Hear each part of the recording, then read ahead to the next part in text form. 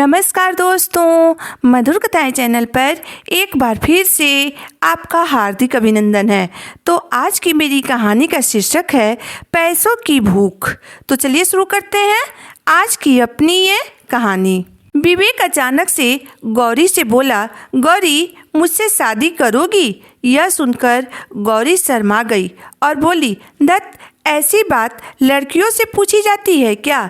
हमारे गांव में तो इस बात का फैसला बड़े मिल बैठ कर लेते हैं। इतना कहकर गौरी वहां से भाग गई। गौरी एक गांव की रहने वाली लड़की थी। वह बहुत सुंदर थी, साफ रंग, मासूम चेहरा, सुडौल शरीर, आंखें तो इतनी बड़ी बड़ी और सुंदर थी कि देखने वाला बस उसे देखता ही रह जाता था। गौरी अपनी मौसी की लड़की के शादी में आई हुई थी। वहीं पर विवेक ने उसे देख लिया और देखते ही उससे शादी के लिए पूछ लिया था।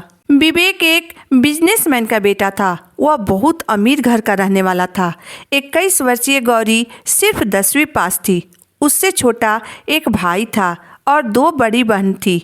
2 बेटियों के बाद जब तीसरी भी बेटी हुई तो घर वालों ने एक टोटके के रूप में उसका नाम गौरी रख दिया, ताकि उनकी अगली संतान बेटी पैदा न हो, क्योंकि उनका मानना था कि गौरी नाम रखने से माता पार्वती की कृपा से उनकी अगली संतान बेटा के रूप में पैदा होगा। मौसी की लड़की की शादी के बाद गौरी अपने गांव चली आई। इधर विवेक भी अपने परिवार को लेकर उसका रिश्ता मांगने उसके घर आ धमका। विवेक गौरी के ही बिरेदारी का लड़का था, पैसे वाला था तथा रिश्तेदारी में जान पहचान का था। इसलिए गौरी के घर वालों ने इस रिश्ते को तुरंत मंजूर कर लिया।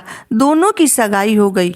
जब गौरी और विवेक को अकेले बात करने का मौका दिया गया तो विवेक ने गौरी से पूछा, बताओ तुम्हारा क्या सपना है? मैं तुम्हारा हर सपना पूरा करूंगा। गौरी बोली, मुझे हवाई जहाज में बैठकर उड़ना है, सारी दुनिया घूम कर देखनी है। नदियाँ, समुद्र, पहाड़ मुझे बहुत अच्छे लगते हैं। यह सुनकर विवेक बोला, मैं तुमसे वादा करता हूँ कि मैं तुम्हारा सारा ख्वाब पूरा करूँगा। फिर जल्द ही दोनों की शादी हो गई। विवेक उसे हनीमून पर विदेश लेकर गया। गौरी विदेश जाकर बहुत खुश थी। उसे विवेक के रूप में बहुत अच्छा हमसफर मिला था। हनीमून से आने के कुछ दिन बाद विवेक बिजनेस में लग गया। अब वह थोड़ा व्यस्त रहने लगा था और इधर गौरी एक लड़के की माँ बन गई थी। फिर विवेक और उसके भाइयों में बंटवारा हो गया।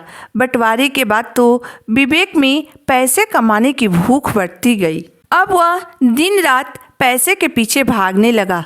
गौरी जब उससे कहीं घूमने जाने की जिद करती तो वह उसे नए गहने बनवा कर दे देता था, नए कपड़े और साड़ियाँ दिलवा देता था, मगर कहीं घुमाने नहीं ले जाता था। कभी कभी वह पति से लड़ पड़ती थी। कहती थी, क्या करोगे इन पैसों का? क्या सिर्फ पैसे कमाना ही जिंदगी है? अपनी बीवी बच्चों के साथ बातें करना, उन्हें वक्त देना तो आपको याद ही नहीं रहता है। पति कहता, थोड़ा सा और इंतज़ार कर लो, थोड़ा और कमा लूँ, क्योंकि यही तो कमाने के दिन है, फिर तो आराम से बैठकर ऐश करेंगे। वह कहती, यह सिर्फ कमाने के ही दिन नहीं है, यह ज़िंदगी जी लेने के भी दिन है। बुढ़ापे में कौन सी ऐश करोगे? न मुंह में दांत रहेंगे, न पेट में आंत रहेगी, न आँखों में रोशनी रहेगी, न पैरों में चलने की हिम्मत बचेगी। कम से कम महीने में 2 दिन तो परिवार के लिए भी निकाल लिया करो। विवेक परिवार के लिए समय निकालने का वादा तो करता था, मगर समय नहीं निकाल पाता था। धीरे धीरे दोनों में झगड़ा होने लगे। एक दिन विवेक गौरी और बच्चों को घुमाने ले गया, मगर खुद पूरे दिन फोन में ही लगा रहा। उस दिन के बाद दोनों में दूरियां और बढ़ गई। दोनों लड़ते झगड़ते 40 की उम्र पार कर गए। अब गौरी ने जिद करना छोड़ दिया था। वह घर में अकेली पड़ी रहती थी, क्योंकि उसका बेटा भी अब विदेश में पढ़ने चला गया था। वह बेटे का इंतजार किया करती थी, बेटे की शादी के सपना देखा करती थी, मगर उसका बेटा विदेश क्या गया, वहीं का होकर रह गया। एक दिन बेटे का फोन आया कि उसने वहीं विदेश में शादी कर ली है, अब वह वहीं रहेगा। यह खबर सुनकर गौरी को इतना बड़ा सदमा लगा कि वह एकदम खामोश हो गई। किसी से भी बात नहीं करती, पूरे दिन कमरे में पड़ी पड़ी छत को घूरा करती थी। जब विवेक को यह बात पता चली कि बेटा हाथ से निकल गया तो वह भी टूट गया। उसे अब होश आया कि वह किसके लिए कमा रहा था। जब वह पूरी तरह से टूटकर बिखर गया तब उसे अपनी पत्नी की याद आई, मगर अब बहुत देर हो चुकी थी। गौरी तो कुछ बोलती भी नहीं थी। विवेक उसे लेकर कई डॉक्टरों के पास गया, परंतु हर जगह मायूसी ही हाथ लगी। कोई भी गौरी की खामोशी को तोड़ नहीं पाया। अब वह गौरी को लेकर हवाई जहाज में घूमता था, नदियों और झरनों की सैर कराता था, मगर वह तो आंख उठाकर भी इन चीज़ों की तरफ नहीं देखती थी। कभी कभी वह उसके पास बैठकर रो पड़ता था, कहता था, बोल दो न यार, देखो मैंने अब पैसे कमाना बिल्कुल छोड़ दिया है, अब मैं हमेशा तुम्हारे पास ही रहूँगा। विवेक भागा भागा विदेश में अपने बेटे के पास गया।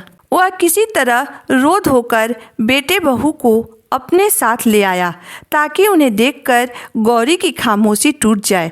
मगर जब वह घर पहुंचा तो देखा गौरी कमरे के एक कोने में बैठी छत को एकटक ताक रही थी। सारे नौकर उसके चारों ओर घेरा बनाकर खड़े थे।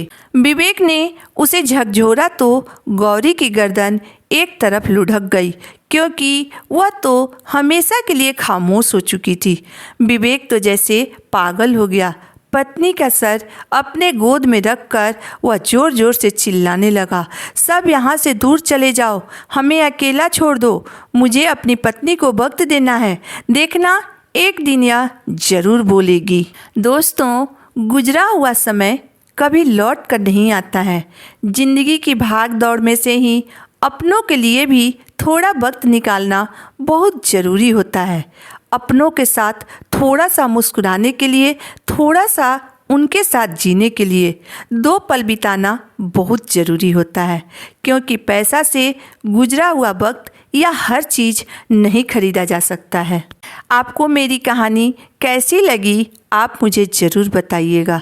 अगर आपको मेरी कहानी अंत तक पढ़ने और सुनने के बाद पसंद आई हो तो मेरे वीडियो को लाइक कर दीजिएगा, चैनल को सब्सक्राइब कर दीजिएगा।